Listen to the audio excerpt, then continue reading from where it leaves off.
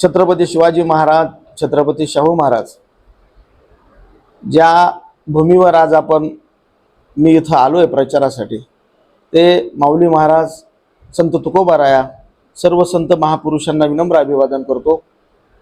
आपण सर्व पत्रकार बंधू भगिनी, माझ्या समवेत आज शिवाजीदादा यांच्या प्रचारासाठी आपण जी आज पत्रकार परिषद घेत आहोत, या पत्रकार परिषदेसाठी आळंदी शिवसेना अध्यक्ष राहुल शेठ चव्हाण आहेत माझ्या शेजारी, संदेश पप्पू तपकीर वाघजाई माता देवस्थान ट्रस्ट अध्यक्ष, राष्ट्रवादी ज्येष्ठ नागरिक सेल खेड तालुका उपाध्यक्ष डॉक्टर सूर्यकांत मस्के, भाजपचे नेते संकेत वाघमारे, काशीर शेठ कराडे, हनुमंत तपकीर, रवी शेठ कदम, अर्जुन मेदनकर पत्रकार, विकास थोरवे, सौ जयश्री यवाड शिवसेना नेत्या आणि मनीषाताई थोरवे, उद्वाताई थोरवे विभाग प्रमुख शिवसेना, योगेश पगडे युवा सेना तालुका अध्यक्ष, हे सगळे माझ्या समवेत बसलेले आहेत। मित्रो, महाराष्ट्राचं आणि एकंदरीत देशाचं राजकारण जर पाहिलं तर याच्यामध्ये मी ज्या पक्षामध्ये काम करतोय किंवा ज्या मी नेत्याच्या नेतृत्वाखाली काम करतोय त्याच्या अनुषंगाने आपल्यासोबत उहापोह करणं गरजेचं समजतोय। आज भकास आघाडीच्या माध्यमातून अनेक आरोप प्रत्यारोप होतात। याच आघाडीच्या माध्यमातून वेगवेगळ्या पद्धतीनं काही महिला, विकृत मानसिकतेच्या महिला, माननीय मुख्यमंत्री साहेबांच्या अंगावर त्यांना वाटेल ते बोलणे, एक स्त्री दुसऱ्या स्त्रियांच्या संबंधाने चर्चा करणे, या अनुषंगाने यांचा हा डाव आहे। काम करण्याची पद्धत त्यांना माहीत नाही, आणि नाहीतरी शरद पवार साहेब असतील किंवा उद्धव ठाकरे असतील किंवा भकास आघाडीचा कुठलाही नेता येणाऱ्या 25 वर्षाच्या काळामध्ये महाराष्ट्राच्या सत्तेमध्ये कदापि येऊ शकत नाही। महायुतीमध्ये परिस्थिती अशी आहे की जाती धर्माच्या पलीकडे जाऊन आतापर्यंत जे माननीय शरद पवार साहेबांनी जे सर्वसामान्य कुटुंबाला, सर्वसामान्य माणसाला जो न्याय दिला नाही, तो हटकर असेल, टकारी असेल, धनगर असेल, मांग असेल, मार असेल, ढोर असेल, चांबार असेल, साळी माळी कोळी तेली, या सगळ्या लोकांना यांनी फक्त दावणीला बांधलं। विकासाच्या नावावर काहीच प्रकार झालेला नाही। त्याच्यामुळं आजच्या लोकसभेमध्ये परिस्थिती अशी झालेली आहे की सगळ्या जाती धर्माचे लोक महायुती बरोबर आहेत, आणि महायुती बरोबर असल्यामुळं आजच्या तारखेमध्ये 2 फेजमध्ये महाराष्ट्रातलं मतदान झालं, त्याच्याही भरघोस मतानं आमचे उमेदवार आघाडीवर आहेत। इथून पुढेही ते येणार आहेत। हे चर्चा करून किंवा काहीतरी बडबड करून किंवा इतरांवर आरोप करून असा कदापि हे राजकारण होऊ शकत नाही। बघा, हे आज आपण शिरूर मतदारसंघाचा जर विचार केला तर किती मोठा मतदारसंघ आहे। म्हणजे त्या भागातल्या, त्या तालुक्यातल्या, त्या गावातल्या, त्या सर्कल वाईज छोटे छोटे जे प्रश्न आहेत, छोटे छोटे जे काम आहेत, हे दादा करतायत, इथले नेते मंडळी करतायत। बरं, सत्तेशिवाय पर्याय नाही ही भूमिका सगळ्याच घेतले ना। काल परवा परत आणखी राज ठाकरेंच्या संबंधाने काही लोक चर्चा करायला। हे बा, कुठल्याही राजकीय पक्षाचं अंतिम ध्येय सत्ता असते, आणि तुम्ही सत्तेच्या बाजूला जर सरकत असाल तर तुमच्या कार्यकर्त्यांचा किंवा तुमच्या पक्षाचा कुठल्याच पद्धतीचा विकास होऊ शकत नाही। आजच्या तारखेला जे होऊ घातलेलं जे मतदान आहे, याच्या मतदानाची संध्याकाळी तुम्हाला सगळी आकडेवारी कळून जाईल की भरघोस मतानं महायुतीचे जे उमेदवार आहेत ते उमेदवार मोठ्या मतदानानं, मोठ्या फरकाने हे लीडनं निवडून येणार आहेत। त्याच्यामुळं तुम्हाला किंवा मला किंवा महाराष्ट्रातल्या कुठल्याही जनतेला शंका वाटण्याचं काही कारण नाही। दुसरी गोष्ट, काल परवा जो कोल्हापूरमध्ये जो विषय झाला की गादीचे महाराज आहेत माननीय संजय राऊत, त्यांना एकच झालेलं, त्यांना एकच रोग झालाय सकाळी संध्याकाळी। आता तर लोकसभेच्या प्रकरणामध्ये रोजच ते बोलायला लागलेले आहेत। माननीय एकनाथभाई शिंदेवर बोलणे, माननीय अजितदादावर बोलणे, माननीय देवेंद्र फडणवीस बद्दल बोलणे, हा त्यांचा राष्ट्रीय कार्यक्रम आहे, जणू त्यांना इथून पगारच मिळतो। माननीय उद्धव ठाकरे साहेबांनी आतापर्यंत केलेल्या कामाचा लेखाजोखा मांडण्याच्या ऐवजी या सरकारवर टीका टिप्पणी करून लोकसभेचं निवडणूक पार करून नेता येईल अशी त्यांची भूमिका आहे। आपल्याला माहितीचं सांगतो की 2 तुम्हाला घटस्फोट करतो। 2 स्फोट तुम्हाला याच्यासाठी तुम्हाला सांगतो की महाराष्ट्रामध्ये एक घटना घडते की सुषमाताई अंधारे जे आहेत उबाटा गटाच्या, त्या लवकरच भारतीय जनता पार्टीमध्ये ते पक्षप्रवेश करणार आहेत। त्यांच्या मोठ्या नेत्याबरोबर त्यांची हालचाली वगैरे चालू आहेत। तर त्यामुळे आमच्या कानावर आले की ह्या नेत्या भारतीय जनता पार्टीमध्ये पक्षप्रवेश करतात।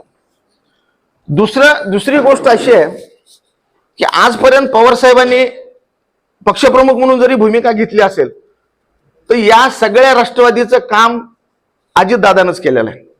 गावातला सर्वसामान्य कुटुंबातला माणूस जेव्हा बंगल्यावर जायचा, साहेबांना भेटायला जायचा, तेव्हा सगळ्यात अगोदर तो धोत्रावाला असू दे किंवा टोपीवाला असू दे, त्या माणसाला मान सन्मान देणे, जेवलास खावलास आलास का नाही याची चौकशी करणे आणि त्याचं काम कसं करता येईल याच्यासाठी दादानंच काम केलेलं आहे.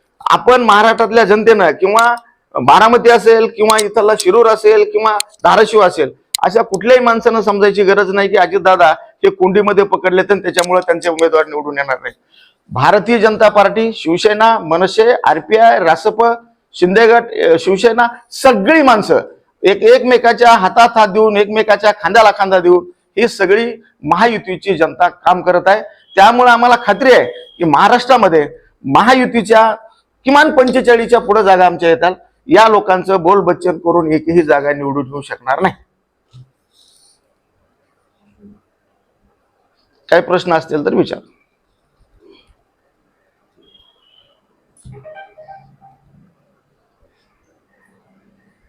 ओके.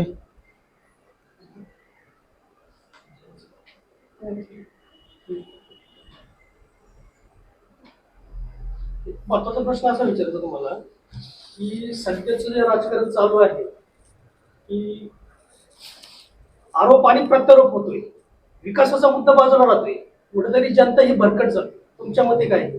तेच म्हणतो ना मी, हे संजय राऊतला कळायला पाहिजे, उद्धव ठाकरेंना कळायला पाहिजे. त्यांनी जे एक ती बाई घेऊन फिरतात महाराष्ट्रामध्ये, आता विकृत मानसिकता म्हणायचं का देखणी म्हणायचं का काय म्हणायचं हा प्रश्न आहे माझ्या पुढं. पण अशा बाईंना तुम्ही एक महिला दुसऱ्या महिलेवर विनाकारणचा आरोप करणे भरकट जाते. तुमच्या मते काय? तेच म्हणतो ना मी, हे संजय राऊतला कळायला पाहिजे, उद्धव ठाकरेंना कळायला पाहिजे. त्यांनी जे एक ती बाई घेऊन फिरतात महाराष्ट्रामध्ये, आता विकृत मानसिकता म्हणायचं का देखणी म्हणायचं का काय म्हणायचं हा प्रश्न आहे माझ्या पुढं. पण अशा बाईंना तुम्ही एक महिला दुसऱ्या महिलेवर विनाकारणचा आरोप करणे. परवा चाकणकर्ताईवर, तिच्या लिपस्टिकवर, तिच्या साडीवर, तिच्या केस विंचरण्यावर, तिच्या वागण्यावर, तिच्या बोलण्यावर, तिच्या बांगड्यावर ही बोलत असते. म्हणजे एक महिला दुसऱ्या महिलेचा अपमान करते आणि परत पुन्हा म्हणायचे की आमच्या महिलाही करत. मग दुसरी गोष्ट, आरोप प्रत्यारोप काय झाले साहेब की महाराष्ट्रामध्ये ज्या घटना घडल्यात, उठावाच्या घटना घडल्या, त्या विकासाच्या संबंधाने घडलेले आहेत. काय उद्धव ठाकरेंना आतापर्यंत बघा, माननीय एकनाथ शिंदे साहेबांच्या तोंडातून तुम्ही अनेक वेळेस ऐकलं असेल की हा माणूस मातोश्रीवर आमदार असेल, खासदार असेल, मंत्री असेल, 4-4, 5-5 तास मिटिंग असायची. म्हणजे बाळासाहेब ठाकरेंचे हे चिरंजीव म्हणजे स्वतःला महाराष्ट्राचे राजे समजायला लागले. त्याच्यामुळं बाबासाहेबांच्या विचाराप्रमाणे जर आपण विचार केला तर इथं आता मतपेटीतूनच राजा निर्माण होईल. गादीवरला किंवा राजाच्या पोटी जन्माला आलेला राजा हा निर्माण होईल, ही दुरापास्त गोष्ट झालेली आहे. आणि मला आनंद आहे की आज या लोकसभेच्या निवडणुकीमध्ये बाबासाहेबाचा जय जयकार होतोय. बाबासाहेबांना परिश्रम करून लिहिलेल्या घटनेचा जय जयकार होतो, याचा मला अभिमान आहे. म्हणजे कोल्हापूरला तुम्ही सांगायचं की ही महाराजांची गादी आहे, यांचा मान ठेवा, आणि तुम्ही साताऱ्याला म्हणायचं की यांना पाडलं पाहिजे. म्हणजे ही दुटप्पी भूमिका जी आहे शरद पवार साहेबांची, ती महाराष्ट्रानं पूर्णपणे ओळखलेलं आहे. त्याच्यामुळं यापुढं कुठली जरी त्यांची चिन्ह असलं किंवा कुठली जरी त्यांची भूमिका असली तरी पवार साहेबाचं कतही या महाराष्ट्रामध्ये चालणार नाही. आमच्याकडे मातबर नेते आहेत, आमच्याकडे मातबर साताऱ्यातल्या लाल मातीतले पैलवान आहेत. मग तुमचं वेगवेगळे तुम्ही किती जरी डाव टाकले तरी महाराष्ट्रामध्ये वेगळ्या पद्धतीनं राजकारण करण्याची भूमिका आहे. एकनाथ शिंदे साहेबाचं 50-50 वर्ष गेलं ना, मातोश्रीहून आदेश यायचा आणि अंमलबजावणी साहेबांना करायची. म्हणजे ठाकरे साहेबांनी सांगायचं की दिघे साहेबांना तुम्ही हे काम करा, आणि अंमलबजावणी करण्यासाठी एकनाथ शिंदे. म्हणजे 50-50, 60-60 वर्ष त्यांनी कष्ट दिला, घाम दिलं, मेहनत केली, घरं दारं सोडले. अहो शिवसेना वाढवण्यामध्ये 2 लेकरं मिली, आई मिली, याचा काहीच फरक पडला नाही. आणि उद्धव ठाकरेंनी काय ठरवलंय की त्यांच्या आईबद्दल बोलायचं, माझा बाप चोरला, बाप चोरला. बाप चोरायची वस्तू आहे? बाप हा विचार असू शकतो, आणि जर बाप चोरलाच असेल याचा अर्थ महाराष्ट्रातल्या ग्रामीण भागातल्या लोकांना विचार करायला पाहिजे की तुम्ही थेट एकनाथ शिंदेच्या आईला शिवी देतात का नाही. त्याच्यामुळे आरोप प्रत्यारोप चालणार झाले ना. पण या आरोप प्रत्यारोपामुळं भकास आघाडी महाराष्ट्रामध्ये लोकसभेला निवडून येईल अजिबात शंका नाही. काल बारामती मतदारसंघात अजित पवार पैसे वाटले आरोप रोहित पवार केला जातो.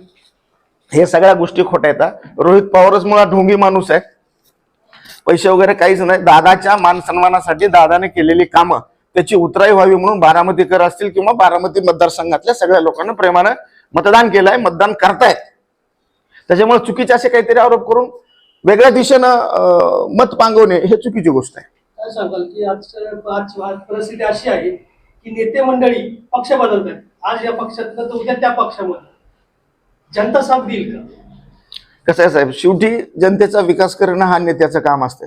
मी एक सर्वसामान्य छोटासा शिवसेनेचा कार्यकर्ता आहे. मी सातत्यानं 5 वर्ष 10 वर्ष 2 वर्ष जर मी काम करत असेल, हे माझ्या समवेत असणारी सगळी मंडळी आहे, हे काम करत असताना त्या भागामध्ये काम करत असताना मग इथल्या सर्वसामान्य कुटुंबातली कामं होत नसतील, इथल्या माता भगिनीची कामं होत नसतील, छोटे जर कामासाठी जर तुम्हाला सातत्यानं जर मुंबईला चक्रा मारावं लागत असेल तर कार्यकर्ता हा वैतागून जातो. एक तर तो शेतीकडे लक्ष देऊ शकत नाही, उद्योग व्यवसायाकडे लक्ष देऊ शकत नाही, माझा पक्ष म्हणून इथं लाटाकाट्या घेतो, अंगावर केसेस घेतो. या सगळ्या परिक्रमातून जेव्हा नेता तयार होतो तेव्हा त्याला विकास करायचा असतो, आणि जिथं विकासाला अडचण निर्माण होते तेव्हा या गोष्टी महाराष्ट्रानं पाहिलेल्या आहेत. या गोष्टी अशा घडतातच. दादा त्याच्यात चुकलं काय, 84-85 वर्ष वय माननीय शरद पवार साहेबांचं आहे, त्यांना त्यांचा पुत्री मोह आहे, त्यांना हाही राष्ट्रवादी सुप्रिया सुळेंच्याच हातात द्यायची ही भूमिका आहे ना त्यांची. पण मेहनत करणारा, कष्ट करणारा 40-50 वर्षापासून त्यांना अजितदादा दिसला नाही, कारण तो बाबाचा पोरगा आहे. म्हणजे दुटुप्पीपणा ही महाराष्ट्रामध्ये लक्षात येत नाही का?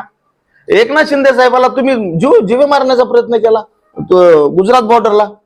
म्हणजे तुम्ही स्वतःला समजतात काय? उठाव होणार, मी तर म्हणतो प्रत्येक पक्षामध्ये उठाव झाला पाहिजे, बंड झाला पाहिजे, कारण उठाव आणि बंड झाल्याशिवाय सर्वसामान्य कार्यकर्त्याला संधी मिळत नाही. सर्वसामान्य कार्यकर्ता हा पक्षामध्ये व्यवस्थित चांगल्या पदावर जाऊ शकत नाही. त्याच्यामुळे ही राजकारणामध्ये चलतच राहणार सर. जनतेचं काय? नाही, जनतेचा विकास करतोय आपण. मी या मतदारसंघामध्ये दादाचं तुम्ही उदाहरण घ्या, दादा इकडे आहेत, आज सोबत काम करतात. जेव्हा दादा निवडून येतील तेव्हा या मतदारसंघाचा विकास दादाच्या मार्फत होणारच ना. कोल्हे हा काही नेता असू शकत नाही. कोल्हे हा माणूस नेता होऊ शकत नाही, कारण दादानी इथं कामं केले, त्यांनी किती बी आरोप प्रत्यारोप जरी केले तरी कोल्हे साहेबांना मतदान का करावं हा आजच्या जनतेपुढे प्रश्न आहे. महाराष्ट्र विचार करतो की हे रंगभूमीवरले कलाकार आहेत, रंगभूमीवरला जो कलाकार आहे त्याच्या माध्यमातून या जिल्ह्याचा विकास होऊ शकत नाही, या मतदारसंघाचा होऊ शकत नाही. दादावर तुम्ही किती जरी आरोप केले, शिवाजी दादावर, तरी माझ्या मनात कुठलीही शंका नाही की या शिरूर मतदारसंघामध्ये शिवाजी दादा प्रचंड बहुमताने निवडून येतील.